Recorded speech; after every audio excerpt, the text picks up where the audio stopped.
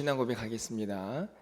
전능하사 천지를 만드신 하나님 아버지를 내가 믿사오며 그 외아들 우리 주 예수 그리스도를 믿사오니 이는 성령으로 잉태하사 동정녀 마리아에게 나시고 본디오 빌라도에게 고난을 받으사 십자가에 못 박혀 죽으시고 장사한 지 사흘 만에 죽은 자 가운데서 다시 살아나시며 하늘에 오르사 전능하신 하나님 우편에 앉아 계시다가 저리로서 산자와 죽은 자를 심판하러 오시리라.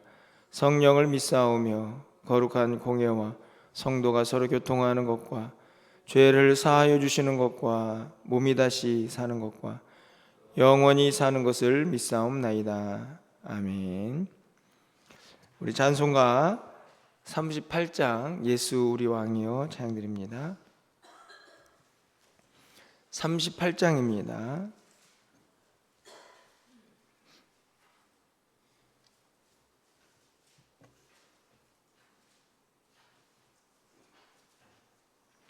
예수 우리 왕이여 이곳에 오셔서 우리가 왕께 드리는 영광을 받아 주소서. 우리는 주님의 백성, 주님은 우리 왕이라. 왕이신 예수님 오셔서 좌정하사 다스리소서. 예수 우리 주시여 이곳에 오셔서 우리가 주께 드리는 찬양을 받아 주소서. 우리는 주님의 종들, 주님은 우리 주시라. 주 대신 예수님 오셔서 이 찬양을 받아 주소서. 아멘. 오늘 하나님 말씀은 요한복음 12장입니다. 12절에서 19절 말씀을 교독하겠습니다. 신약성경 168쪽에 있습니다. 요한복음 12장 12절에서 19절 말씀을 한 절씩 교독하고 마지막 19절은 함께 읽겠습니다. 그 이튿날에는 명절에 온 큰 무리가 예수께서 예루살렘으로 오신다는 것을 듣고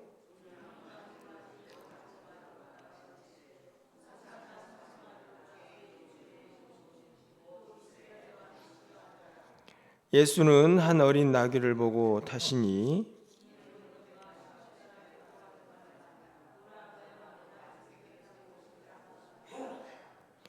제자들은 처음에 이 일을 깨닫지 못하였다가 예수께서 영광을 얻으신 후에야 이것이 예수께 대하여 기록된 것임과 사람들이 예수께 이같이 한 것임을 생각났더라.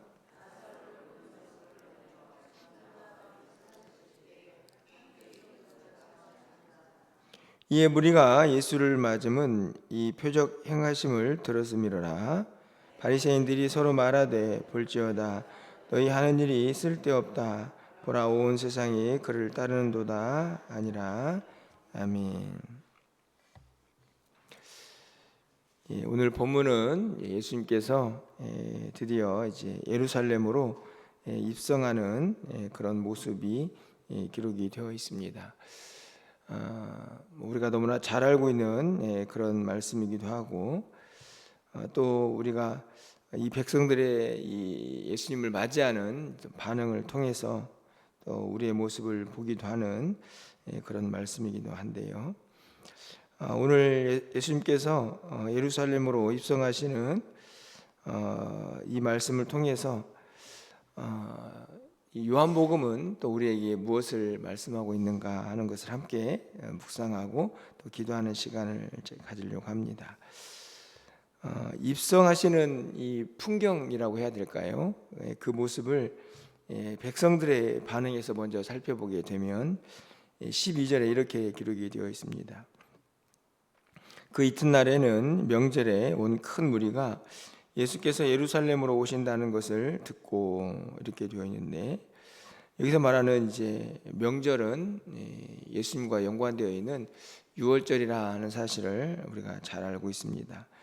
그 명절을 지키러 아마 곳곳에서 다 모여들었기 때문에 아마 큰 무리가 있었을 것이고, 그들에게 예수님께서 예루살렘으로 오신다 하는 이야기가 이제 들려온 것이죠. 사실은 이 12절 말씀으로는 예수님께서 이 많은 사람들에게 어떤 존재였는가를 알 수는 없지만 13절 말씀을 보면 분명하게 그들이 그동안에 예수님을 어떻게 생각하고 있었는가를 알 수 있는 반응이 등장을 합니다. 13절 말씀을 보면 종려나무 가지를 가지고 맞으러 나가 외치되 호산나 찬송하리로다 주의 이름으로 오시는 이 곧 이스라엘이 왕이시여 하더라, 이렇게 되어 있습니다. 여러분, 이 13절에 있는 분위기가 좀 연상이 되십니까?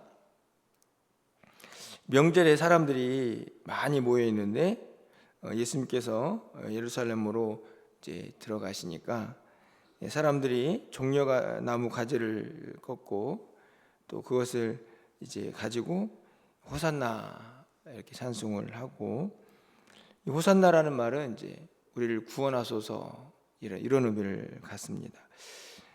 그리고 주의 이름으로 오시는 이 곧 이스라엘의 왕이시여 이렇게 이제 외치고 있죠. 사람들이 모여서 종려나무 가지를 흔들고 호산나를 외치고 또 이스라엘이 왕이시여 이렇게 외치고 있습니다. 우리는 이 백성들의 이 이스라엘 왕이라 외치는 이 소리의 의미를 너무나 잘 알고 있습니다. 왜냐하면 이들이 나중에 예수님을 십자가에 못 박으라 하는 자들과 다르지 않기 때문이죠. 쉽게 말하면 이들이 생각했던 이스라엘의 왕은 지극히 정치적인 이제 왕입니다. 로마에 이제 붙잡혀 있는 그들을 좀 풀어서 자유롭게 하고 모든 억압과 고통에서 구약에서 약속하신 메시아가 왔으니 우리를 자유롭게 하고 해방시켜 줄 하는 그런 정치적인 메시아를 꿈꾸고 있다는 것을 우리는 이제 이미 다 이 모든 이야기들을 알고 있기 때문에 그렇게 평가를 할 수가 있는 것이죠. 그런데 어떻든지 간에 지금 13절에 있는 모습만을 놓고 보면 얼마나 웅장하는가 하는 것을 좀 생각해 보게 됩니다. 사람들이 입성하시는 예수님을 보면서 얼마나 크게 환영하고 반기고 있는가를 우리가 알 수 있죠. 그런데 이 백성들의 모습과는 사뭇 다른 예수님의 모습이 바로 이어서 기록이 되어 있습니다. 14절 말씀을 보면 예수는 한 어린 나귀를 보고 타시니 이렇게 되어 있습니다. 분명히 이 13절 말씀을 보면 사람들의 이 반응, 이스라엘이 왕이고 구원자다 이렇게 외치고 있으니 예수님은 조금 더 멋진 모습으로 좀 등장을 했으면 좋겠다 하는 생각이 드는데 14절 말씀에서는 예수는 한 어린 나귀를 보고 타셨다 이렇게 기록을 합니다. 여러분이 이 과정들을 다른 복음서에서는 조금 더 구체적으로 기록을 하고 있는데요. 어떻게 보면은 요한복음은 아주 함축되게 간략하게 이 13절과 14절을 통해서 백성들의 반응과 예수님의 모습을 아주 극명하게 대조를 시키고 있는 것을 봅니다. 아주 간단하게, 그렇죠? 이스라엘 백성들은 왕이시여 이렇게 외치고 있는데 예수님은 낙이, 그것도 어린 낙이, 쉽게 말하면 낙이 새끼를 타고 지금 입성을 하고 계시죠. 너무 상반된 모습이 아닙니까? 우리는 이미 다 알고 있기 때문에 그냥 이렇게 그런가 보다 하지만, 사실 그 당시의 모습을 좀 연상해 보면 어떤 면에서 보면 우스꽝스러울 수도 있겠다라는 생각이 듭니다. 사람들이 막 모여 들어가지고 이스라엘의 왕이시여 이렇게 외치고 있는데, 이 왕의 행차라고 보기에는 예수님은 너무 초라해 보이기 때문입니다. 낙이 새끼를 타고 뚜벅뚜벅 성으로 입성하고 계시니까 말이죠. 여러분 어떠십니까? 요한복음은 왜 이 두 모습을 이렇게 어떻게 보면 서로 상반되는 것처럼 느껴지게 왕이신 예수님의 모습과는 사뭇 다르게 기록을 하고 있을까요? 우리는 이제 알다시피 이 구절을 통해서 예수님의 겸손하신 왕 이렇게 이야기를 합니다. 물론 분명한 의미가 있고 예수님은 겸손하신 분이 맞습니다. 그런데 오늘 요한복음은 그 예수님의 겸손에 초점을 맞추고 있는 것 같지는 않습니다. 바로 이어지는 말씀을 보면요, 15절에 이렇게 기록이 되어 있습니다. 이는 기록된 바, 여기가 아주 중요한 문구인데요, 13절에서는 사람들이 예수님을 이스라엘 왕이다라고 높이고 있고 환영을 합니다. 14절에서는 거기에 어떤 이야기도 하지 않고 예수는 한 어린 나귀를 보고 타셨다라고 되어 있고, 그리고 15절에서는 바로 이 이유를 설명해 주죠. 이는 기록된 바 이렇게 되어 있습니다. 이 기록됐다는 말은 구약 성경에 기록되어 있다 하는 말인데, 뭐라고 기록되어 있냐면 시온 딸아 두려워하지 말라, 보라 너희 왕이 낙이 새끼를 타고 오신다 함과 같더라, 이렇게 되어 있죠. 그러니까 13절, 14절, 15절을 정리해 보면 아주 분명하게 예수님이 왜 낙이 새끼를 타고 오셔야 하는가를 알 수 있습니다. 13절에 있는 반응은 사실은 어떻게 보면 오늘 15절에 있는 해석과는 사실은 그렇게 밀접한 관계가 없다라고 보여집니다. 왜냐하면 15절에 가장 중요한 왕의 모습은 낙이 새끼를 타고 오시는 것이죠. 오늘 이 15절에 있는 말씀은 예수님께서 백성들이 어떤 반응을 보이는 것과 상관없이 반드시 낙이 새끼를 타고 와야 하는 이유를 설명을 하고 있습니다. 기록된 바 너희 왕이 낙이 새끼를 타고 오신다 함과 같더라. 이 말씀을 정리해 보면 이 땅에 오시는 이스라엘 왕 구원자 메시아는 반드시 뭘 타고 오셔야 합니까? 낙이 새끼를 타고 오셔야 하는 거죠. 나귀도 다 큰 나귀가 아니고 반드시 어린 나귀를 타고 오셔야 한다 하는 것이 구약의 기록입니다. 물론 이 말씀은 우리가 알다시피 이제 스가랴에 있는 9장에 있는 말씀인데, 중요한 것은 이 요한복음에서는 예수님께서 누구신가, 왜 나귀 새끼를 타고 오셨는가에 아주 큰 방점을 찍고 있다 하는 것이죠. 백성들이 이스라엘 왕이시여라고 외치는 그 모습이 아니고 왜 예수님이 어린 나귀를 타고 오셨는가, 그것은 구약에 이 땅에 오신 이스라엘의 왕은 반드시 나귀 새끼를 타고 어린 나귀를 타고 오셔야 했기 때문이다, 이렇게 해석을 하고 있다 하는 것입니다. 여러분, 이 말씀이 왜 우리에게 도전이 될까 생각을 해봅니다. 예수님은 왕이시고 말씀대로 어린 나귀를 타고 오셨는데, 오늘 이 말씀은 우리에게 무엇을 의미하고 있는가 생각이 드는 거죠. 저는 오늘 본문에서 우리가 분명히 기억해야 할 것은 두 가지라고 생각이 듭니다. 오늘 요한복음에서 예루살렘 입성을 통해서 우리에게 말씀하시는 것은 딱 한 가지죠. 예수님은 왕이시다. 백성들이 어떻게 반응하느냐, 그들이 뭐라고 외치느냐, 물론 그들은 분명히 이스라엘 왕이라고 확인하고 있죠. 그런데 실제적으로 요한복음에서 확인하고 싶은 것은 그분이 구약에서 예언하신 대로 나귀 새끼를 타고 이 땅에 오신 진짜 메시아 하나님의 아들 이스라엘의 왕이시다 하는 것을 분명하게 가르쳐주고 있다 하는 것입니다. 이 사실만큼은 변하지 않는다라는 것을 다시 한번 확인하고 있는 것이죠.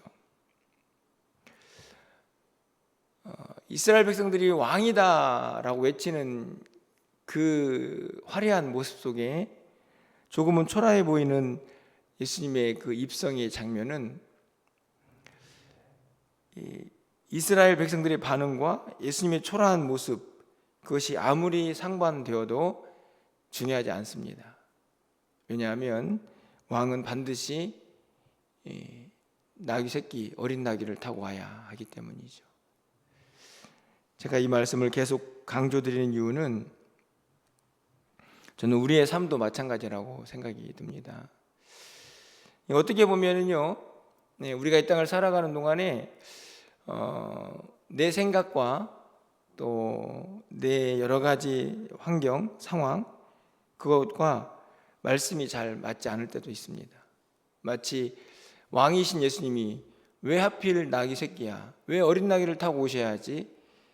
너무 어울리지 않잖아 라고 생각이 들지만, 그것은 구약의 엄연한 약속이고 메시아는 반드시 어린 나귀를 타고 오셔야 했던 것처럼 우리도 마찬가지입니다.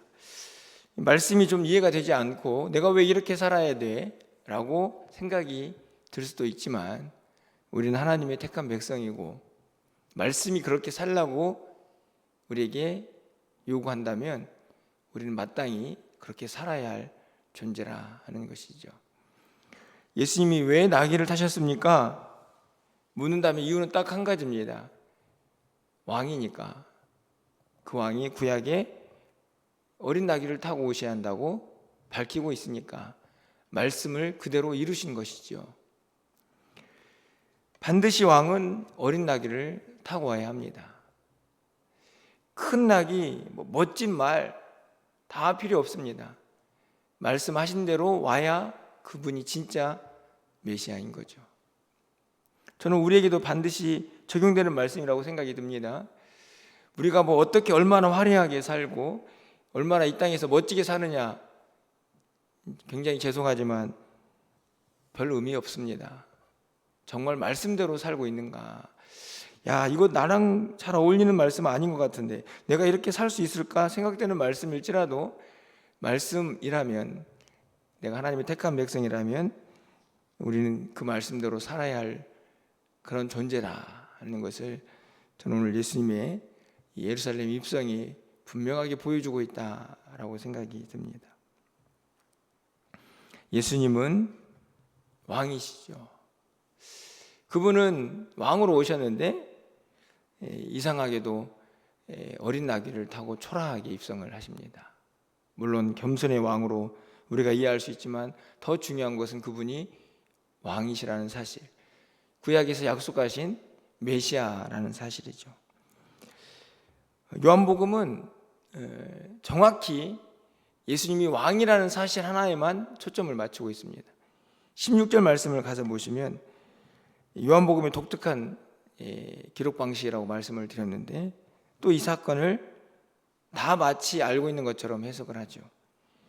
제자들은 처음에 이 일을 깨닫지 못하였다가 예수께서 영광을 얻으신 후에야 이것이 예수께 대하여 기록된 것임과 사람들이 예수께 이같이 한 것임이 생각났더라. 지금 이 모든 모습, 아까 얘기했던 것처럼 제자들은 다 보고 있었겠죠. 사람들은 막 이스라엘의 왕이다, 호산나 막 이렇게 웅장하게 외치고 있는데 예수님은 초라하게 어린 나귀를 타고 지금 입성하지 않습니까? 이제 제자들은 그 당시에는 이게 무슨 풍경이냐, 아니 어떻게 왕이신 예수님이 이렇게 초라하게 입성을 하지, 아마 이런 생각을 하는 사람도 있었을지 모르겠습니다. 그런데 그들은 언제 깨닫습니까? 예수께서 영광을 얻으신 후에. 이 말은 언제를 의미할까요? 예수님이 영광을 얻으신 이유는 십자가에 죽으시고 부활하셔서 승천하신 후입니다. 영광은 본래 있던 자리로 돌아가시는 것을 의미하거든요. 그러니까 이 제자들은 한참 뒤에야 이 지금 예루살렘 입성하는 장면을 신학적으로 해석할 수 있는 능력이 생긴 것이죠. 예수님께서 왜 나귀 새끼를 타고 입성하셨는지, 백성들은 왜 그렇게 이스라엘의 왕이라고 외쳤는지, 그분은 진짜 왕이셨구나. 우리가 그렇게 쫓아다녔던 그 예수님이 진짜 이스라엘의 왕이셨네. 구약에서 그렇게 약속하셨던 메시아가 바로 우리 주님이셨구나 라는 사실을 이후에 알게 되었다 하는 것입니다. 그런데 왜 이 사실을, 어떻게 보면 좀 부끄러운 이야기 아닙니까? 왜 그때 깨닫지 못하고 제자들은 이후에 알게 되었을까라고 생각이 들지만, 요한복음 저자는 분명하게 이야기하고 싶었던 것이죠. 예수님은 그들이 깨닫든 깨닫지 못하든 우리의 왕이십니다. 그분은 구약에서 약속하신 대로 이 땅에 오신 메시아 구원자이십니다 라고 다시 한번 확인하고 있다 하는 것입니다. 여러분, 오늘 말씀을 통해서 우리도 두 가지를 좀 함께 정리를 했으면 좋겠습니다. 우리는 누구를 왕으로 모시고 사느냐? 당연히 예수님 우리 왕이다 라고 찬양도 불렀고 우리가 그렇게 고백을 하고 있지만, 적어도 오늘 아침만큼은 진짜 왕으로 모시고 살고 있는지, 혹시 우리의 왕은 이미 내가 되어 버린 것은 아닌지, 진짜 예수님을 왕으로 삼고 살아가는 사람은 예수님의 말씀에 온전히 순종하는, 왕이시니까 그분이 우리 왕이신데 왕을 높이고 그리고 왕의 말에 순종하고 왕을 쫓아가는 것이 그 백성들의 모습이 아닙니까? 오늘 아침에는 정말 내가 오늘 이스라엘 백성들도 오해한 왕, 그렇죠, 아까 말씀드린 것처럼 이스라엘 왕이라고 외쳤지만 그들이 나중에는 예수님을 십자가에 못 박으라고 하니까요, 그들이 생각했던 왕은 예수님과는 좀 달랐던 거죠. 하물며 제자들도 이 당시에는 예수님이 진짜 누구신지 다 깨닫지 못했습니다. 우리도 그런 사람 되지 않기를 바라는 마음이 오늘 우리 새벽에 있게 됩니다. 우리가 진정으로 예수님을 왕으로 고백하면서 정말 우리가 그분을 왕으로 모시면서 살아갈 수 있는 매일매일의 삶이 될 수 있기를 소망해 봅니다.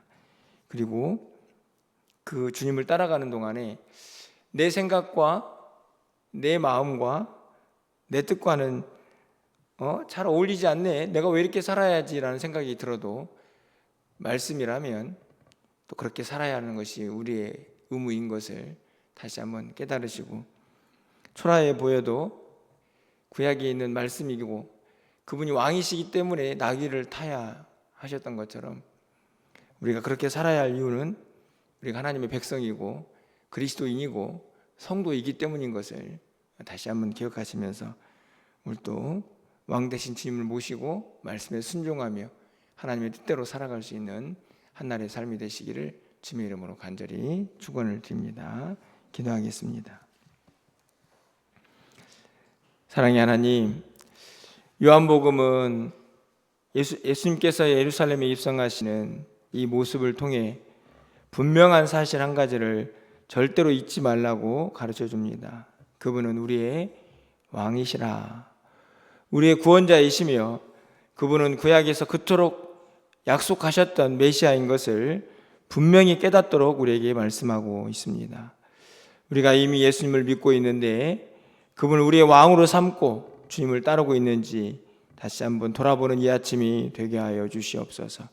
내 생각과 내 고집대로 여전히 내가 왕이 되어 살고 있는 것은 아닌지 다시 한번 우리의 모습을 돌아보게 하여 주시고, 진정한 주님의 사람들로 그 왕 대신 주님을 모시며 살아갈 수 있는 우리 모두가 될 수 있도록 이 시간 결단하고 다짐하게 하여 주시옵소서. 왕이신 예수님이 왜 초라하게 어린 나귀를 타고 입성하셨는지 우리는 의아하지만 그것이 왕의 모습인 것을, 그것이 구약의 약속인 것을 분명하게 가르쳐주고 있습니다.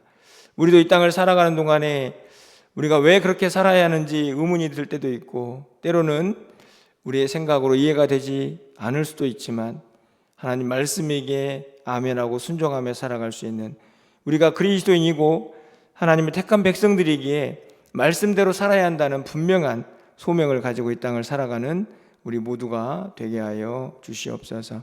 이 땅을 승리하며 살기를 원합니다. 주님과 동행하며 살기를 원합니다. 오늘 한날 우리 모두가 주님과 함께 동행하며 주님의 뜻대로 한날을 살아갈 수 있는 우리 모두가 되게 하여 주시옵소서. 예수 그리스도의 이름으로 기도합나이다. 아멘. 오늘 또 말씀을 기억하시면서